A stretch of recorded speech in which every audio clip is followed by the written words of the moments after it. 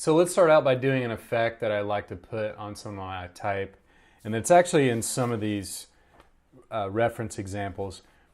And that's where the letters overlap themselves or overlap other letters. There's some dimension. And I'll show you what I mean. I am going to put this on a black background.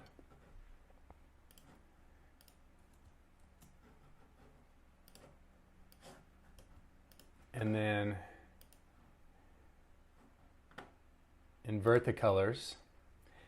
And this is also another good trick, by the way, is when you're trying to figure out your letter forms and how everything is looking, it's good to just flip it out, white on black letters. And the effect that has is actually it'll make your lettering look thicker. So it's just an optical illusion, but it's one to keep in mind. Okay, so here's my method of dimensional shading. So I've got my type here, and it's drawn in separate pieces, so it overlaps itself, and that's good because that'll allow us to add in little shadows where the type overlaps itself. And the first thing I want to do is duplicate this layer twice. Our top layer will end up being a clipping mask, and what that's going to do is that's going to help us get rid of a lot of extra points that we don't need. So that'll be kind of one of the last steps. So I'll go ahead and turn the visibility of that off. I also lock that layer just to make sure that nothing happens to it. And the very bottom layer is going to be our way to keep the type intact. And the middle layer will be our working layer. And I'll be slicing that up, which will help us add in the shading. But we want to keep our type intact with that bottom layer. So anyway, I've just got the middle layer here visible and both other layers are locked. Next thing I want to do is I'll go to my little library of halftone gradients. I'll give you this in the course materials. So I just want to take one of these, copy it, and then I'll paste it in here. And let me go ahead and change that to a blue so you'll be able to see it. And then let me zoom in just a little bit more. So this halftone gradient acts as a nice little shading piece. And what I'll be doing here is pasting in these shading pieces and then rearranging the portions of the type. So in this instance, I'll bring this crossbar above so the shading is below that.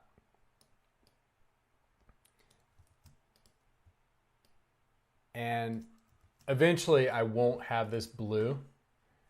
It'll just be like a gray or a black. But like I said, for working files, I'm going to leave it blue just so you can see it right now. And there's a couple tools that I will be using mostly when I do this. And one of them is the knife tool, which is right here. It's underneath the eraser tool.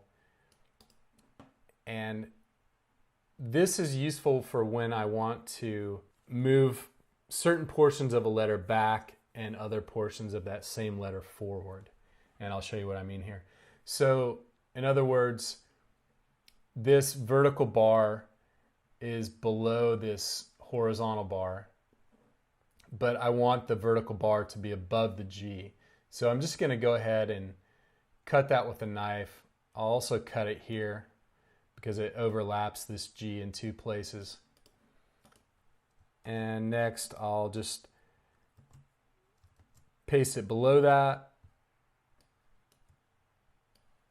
and then make a copy. I'm just option dragging a copy over, and that's essentially making a copy of this halftone.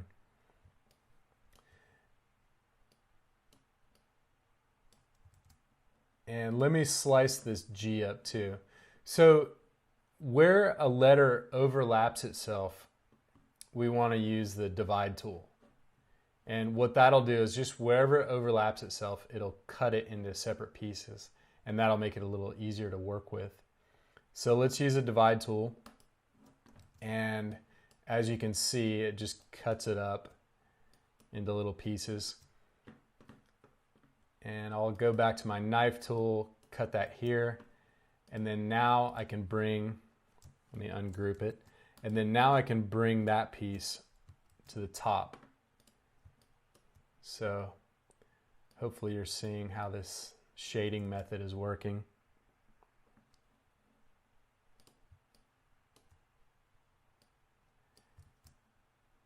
And here I want the shading to overlap that way.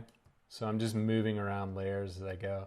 And the quick way to move around layering of objects is to select them and then hold down your command key and then use your left or right bracket to move it forward or back.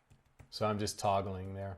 If you want to move something all the way to the back or all the way to the front, you just do a shift command and then the bracket key. Left sends it all the way to the back, and there it's behind our black background layer, and then the right bracket key brings it all the way to the front. The other thing you can do is select that halftone and then just go Command B to paste behind it. So I'm either using that bracket method to move things forward or back, or I'm just cutting and pasting in front or pasting behind. That's how I move things front to back. So now that you know how my method works, I'll just speed this up so you don't have to watch the whole thing in slow motion.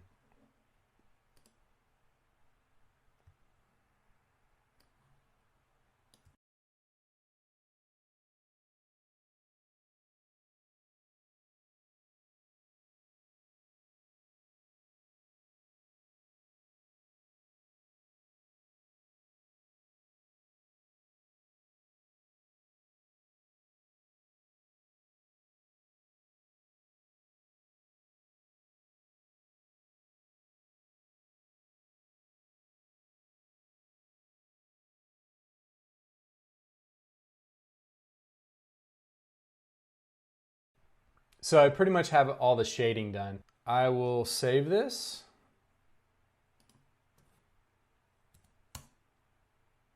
And now I will go back to my very top layer, the one that we have not messed with yet. And let me just get rid of this little logos word. That's not going to matter.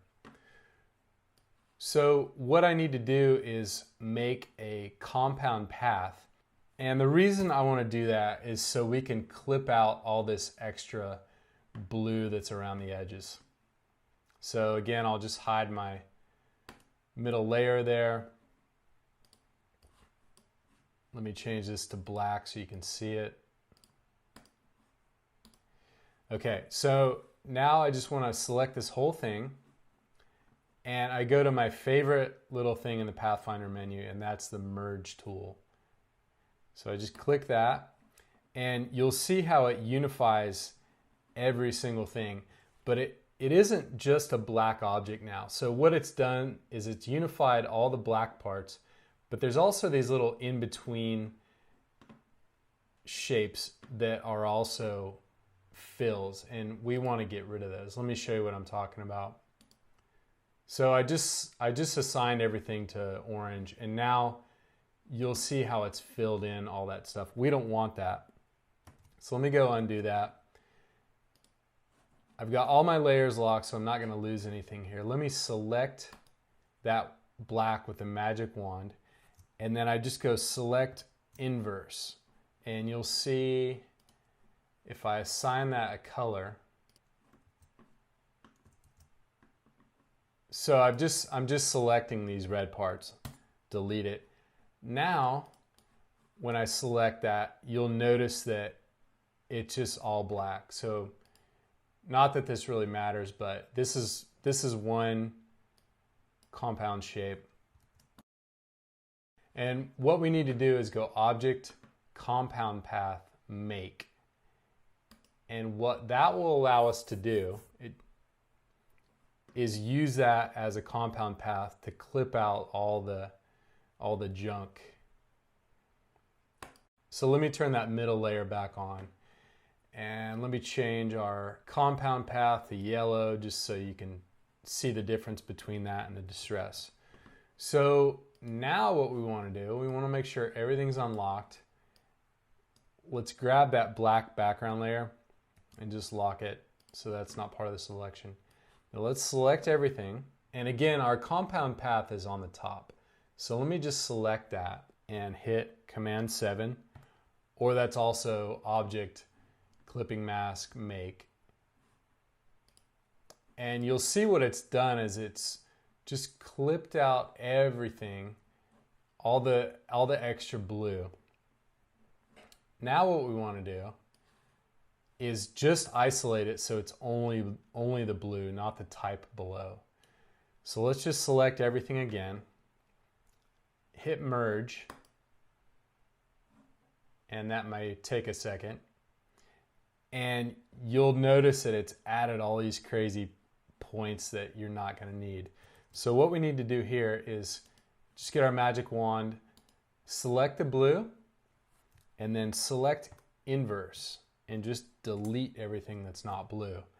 So now all we have are these blue halftones. And luckily we saved our bottom layer here, and that's our type before we did anything to mess with it. So now it's really easy to use because we have the white, and let me just change that color so you can see that it's one nice piece. And then we have our shading, which is a completely separate layer. And let me just change that to like a dark yellow. And everything's nice and clean and super easy to work with. And this will help a lot when we get into colors. So let's just say we wanted to change this to blue type. Just change that to blue and then select our shading. And I'll eyedrop that blue, and then I'll just drag the slider down a little darker so you can see that.